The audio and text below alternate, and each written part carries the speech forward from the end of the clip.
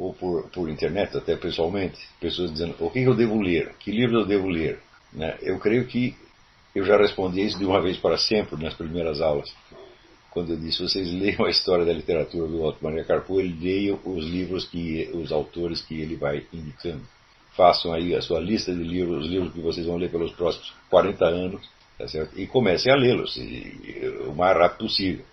Tá certo? É claro que essa dica é apenas não é um curso. Eu não tenho condição de dar um curso de literatura aqui, senão nós teríamos que mudar de assunto. Né? Então, como era uma parte apenas preparatória, eu me limitei a algumas indicações sumárias, mas eu esperava que essas indicações sumárias fossem mais aproveitadas, fossem levadas mais a sério, e a pessoa entender que não é apenas uma sugestão que eu estou fazendo, é praticamente uma lição de casa. É praticamente uma coisa obrigatória. Quer dizer, quem não fizer isto jamais alcançará o tipo de cultura literária que me parece necessário para uma absorção correta dos debates filosóficos.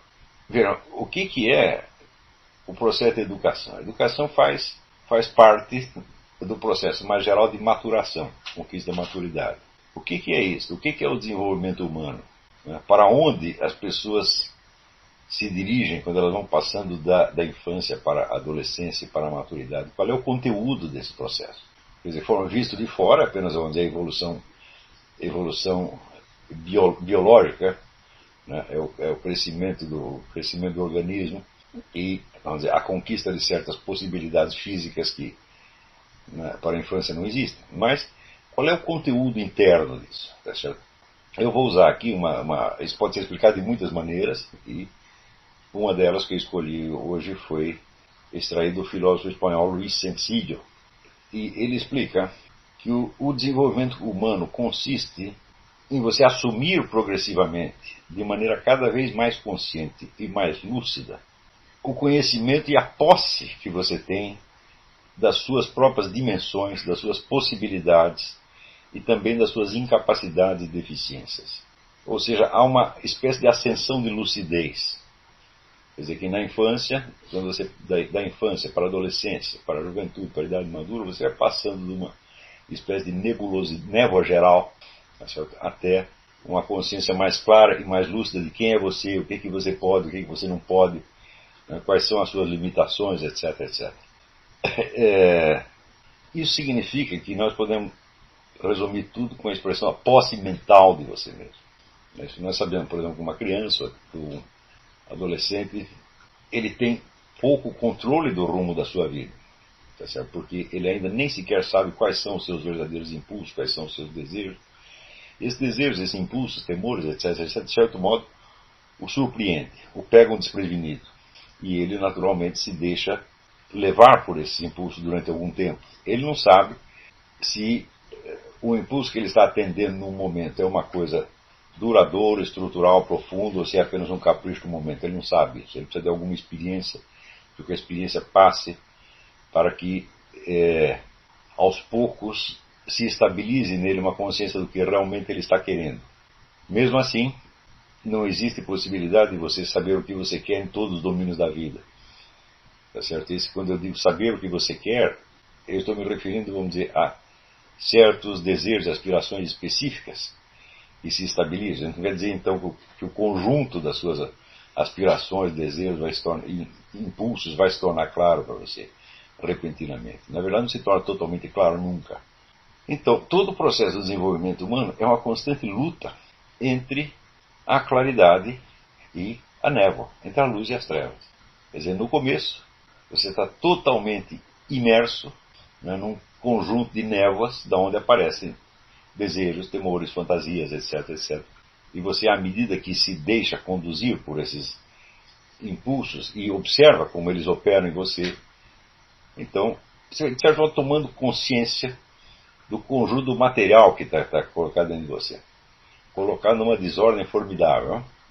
E mesmo no curso de uma vida inteira, muito dessa névoa inicial permanece obscura durante boa parte da sua vida.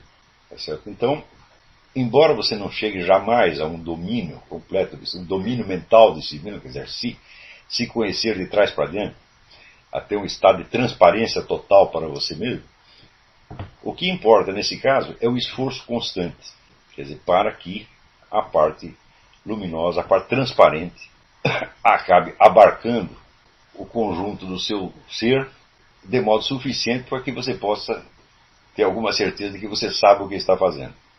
Então, é isso que nós chamamos de inteligência, consciência, mente, espírito, etc, etc. Não é nada mais do que esse impulso de autotransparência, tá certo? No qual você vai deixando de ser um estranho para você mesmo.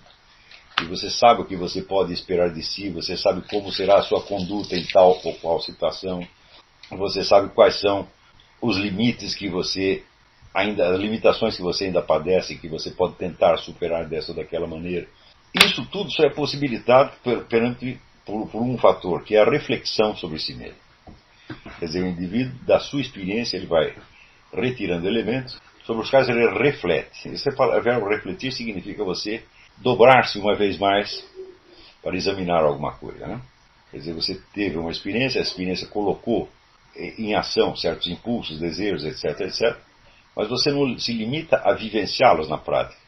Você depois reflete, quer dizer, você volta lá para contar para você mesmo o que você fez e para você estabelecer as ligações que essa conduta, essa situação tem com outros momentos que você viveu e assim por diante. Então, aos poucos, existe uma ampliação na medida em que você absorve novos elementos de fora e de dentro, quer dizer, você toma conhecimento de novos fatos, de novos impulsos, de novos dados.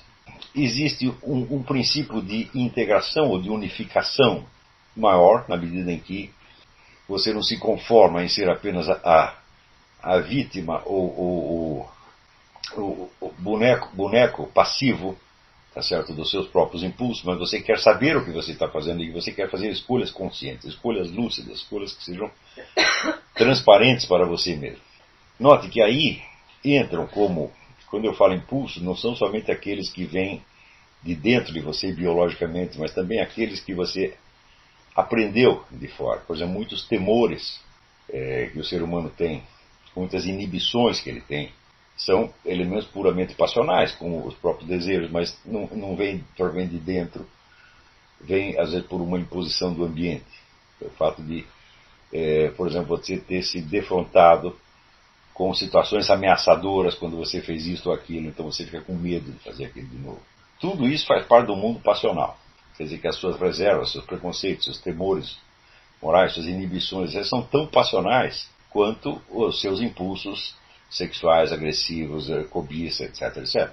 Tudo isso está no mundo passional. Esses são os elementos materiais que compõem a sua pessoa. O espírito e a consciência, ao contrário, é a luz que você lança sobre tudo isso, de modo a fazer com que esses elementos, que na sua origem são obscuros, se tornem transparentes para você. Quer dizer que você sabe do que se trata.